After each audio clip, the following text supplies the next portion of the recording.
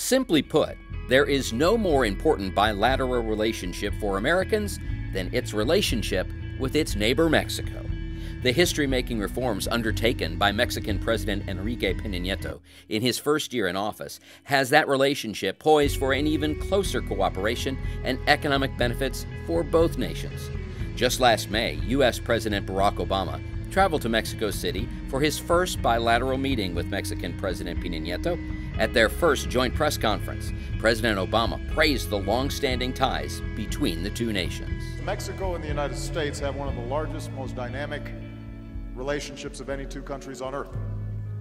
And yet we don't always hear about all aspects of these extraordinary ties because too often two issues get attention: security or immigration.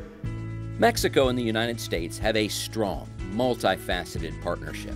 Bilateral trade accounts for $500 billion a year, with Mexico exporting over $280 billion in goods and services to the United States annually. Manufacturing accounts for 80% of Mexican exports, including high-tech sectors such as aerospace and automotive. Mexico is now the world's fourth largest exporter of automobiles and the world's leading destination for aerospace investment, thanks to an education system that graduates over 100,000 new engineers every year. President Peña's first year in office was highlighted by the historic Pact for Mexico, in which the political parties agreed to find common ground instead of partisan gridlock. This agreement resulted in the enactment of a series of historic reforms, restructuring Mexico's education, finance, telecommunications, and energy sectors to consolidate Mexico's development. As President Obama noted, the reforms achieved by President Peña will strengthen the bilateral relationship. I want to commend President Peña Nieto and the Mexican people for the ambitious reforms that you've embarked on, to make your economy more competitive, to make your institutions more effective, and I know it's hard, but it's also necessary. Ultimately, only Mexicans can decide how Mexico reforms, but let me repeat what I told the President. As Mexico works to become more competitive, you've got a strong partner in the United States, because our success is shared. When one of us prospers, both of us prosper.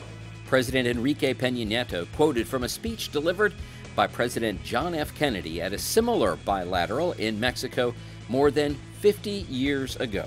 La geografía nos ha hecho vecinos. Geography has made us neighbors.